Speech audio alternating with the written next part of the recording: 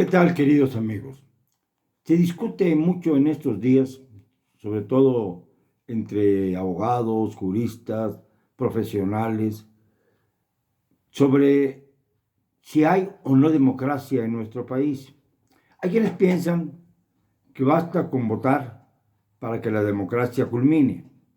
Y entonces, sobre esta base, dicen que la legitimidad del presidente López Obrador está fuera de duda por el tsunami de 2018 que le trajo 30 millones de sufragios, una cantidad que nadie había reunido. Y si contamos las dos elecciones anteriores en las que participó el presidente López Obrador y no le fue reconocida la victoria en 2006, en 2012 pues la cosa fue menos escandalosa, pero en 2018 fue arrolladora. Tendríamos que decir que Andrés Manuel ha recibido en total en estas tres elecciones 60 millones de votos. Es un récord difícil de superar con el tiempo.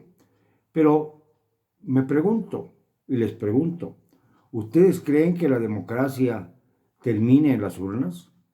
¿Ustedes creen que la legitimidad de un presidente se basa únicamente en el voto inicial de los mexicanos?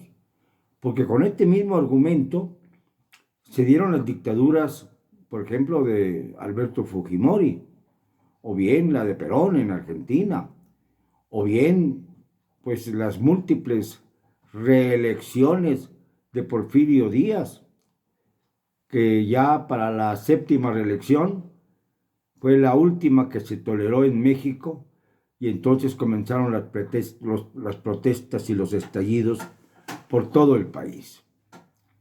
Y esto debiera ser una lección para los mexicanos, porque es un antecedente nuestro, ya no buscamos en otras partes del mundo.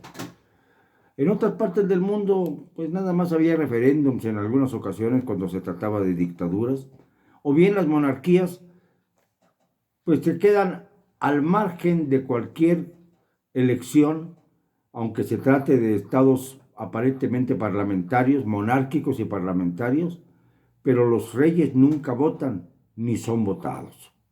Entonces son simple y sencillamente elementos que por sangre, por el derecho divino de los reyes a sucederse, un concepto completamente caduco, permanecen como jefes de Estado en sus respectivas naciones. Esto ya no cabe en el criterio moderno sobre la evolución de los pueblos. Pero en México tenemos una paradoja. Hay quienes están completamente estacionados en el tema de los 30 millones de sufragios recibidos por Andrés Manuel López Obrador. No se fijan que aún con esos 30 millones de sufragios, hubo entre los empadronados 56 millones de personas que no votaron por él, más de los 30 millones insólitos que acaparó López Obrador. Si a eso vamos, entonces la democracia es más endeble de lo que suponimos o de lo que suponíamos. La democracia no se trata únicamente de ganar elecciones. La democracia es un ejercicio permanente en el que, por supuesto, el pueblo debe tener la voz mandante, el que manda, para que los mandatarios obedezcan los designios del pueblo. Esto es el concepto clásico. En la realidad, la legitimidad que otorgan las urnas puede perderse cuando se desvían los objetivos principales. Por ejemplo, cuando Andrés Manuel López Obrador habló de que haría un gobierno para los pobres, nunca imaginamos que se aliara con los mayores empresarios de este país, a los que antes señalaba como parte de la mafia del poder, para que fueran sus consejeros y los grandes inversionistas de su gobierno. Nada menos que con 297 mil millones de pesos como entrega inicial para la construcción de 39 obras de infraestructura, el Plan Nacional de Infraestructura. Ya hablamos de él, pero quedaron muchos cabos sueltos, porque nadie le pidió a López Obrador que se diera a este grado ante lo que se llama la iniciativa privada. Nadie se lo pidió. Y sin embargo, avanzamos. Y otro tema es el de la consulta. En realidad, el presidente de México si tiene conocimiento real de un delito, tiene que procesar, tiene que denunciarlo, tiene que iniciar el debido procedimiento para que sean juzgados, en su caso, no los expresidentes, sino cualquier persona que haya cometido un delito. El presidente, como cualquier otro funcionario, tiene la obligación de denunciarlo, lo hemos dicho repetidamente. Pero la consulta estaba bien hacerla para que se legitimara así la soberanía popular. Ahora el tema de la consulta se ha vuelto un verdadero problema para los constitucionalistas que no le reconocen a la Corte el privilegio de cambiar una pregunta directa por una pregunta ambigua, genérica y absurda. Ahí es donde empieza a fallar la democracia, cuando se rompe la armonía entre los poderes de la Unión. Ya sabemos que el legislativo está supeditado, por supuesto, a las bancadas morenistas, que dependen principalmente del dedo superior, del señalamiento superior, de la voluntad superior del presidente de la República. Y esto resta fuerza. Un Congreso como contrapeso es ideal en una democracia.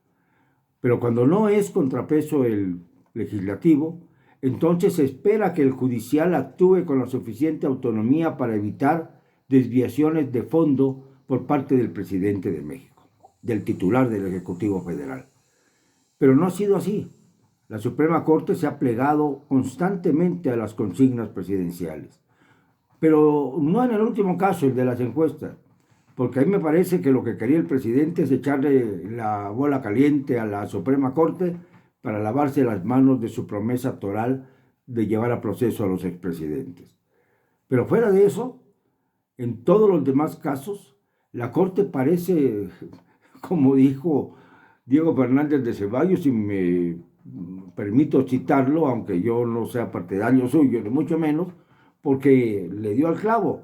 Parece la Suprema Corte un despacho de abogados, un despacho jurídico al servicio del presidente de la República.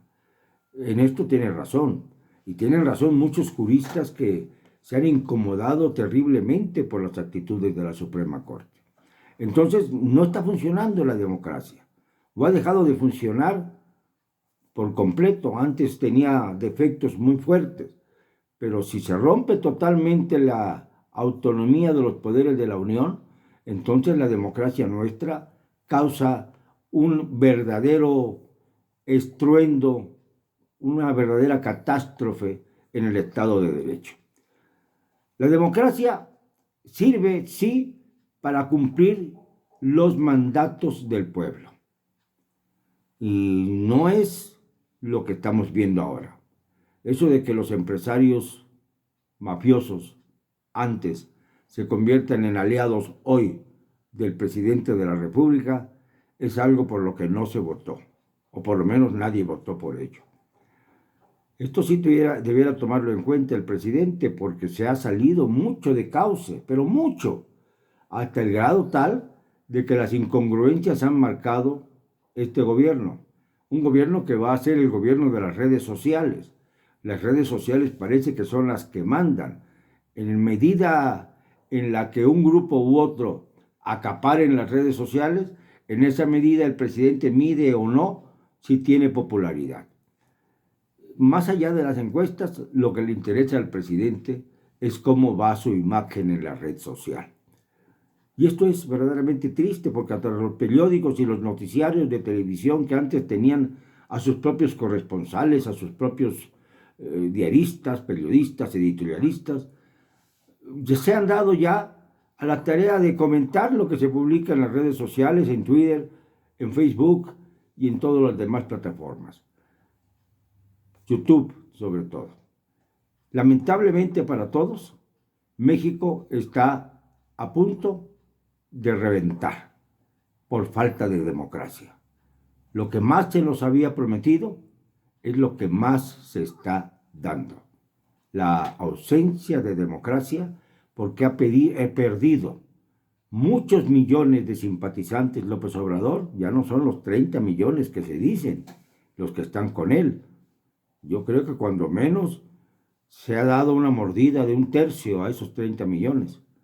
Y por supuesto, sumados a los que nunca han votado por él, y que se oponen a su gobierno, pues ya tenemos una mayoría que ya no es silente, que ya comienza a salir a las calles a pedir la división del presidente. Y esto es verdaderamente caótico para el Estado de Derecho. Lo siento, no me van a callar, y lo digo hoy y siempre, con cero cobardía.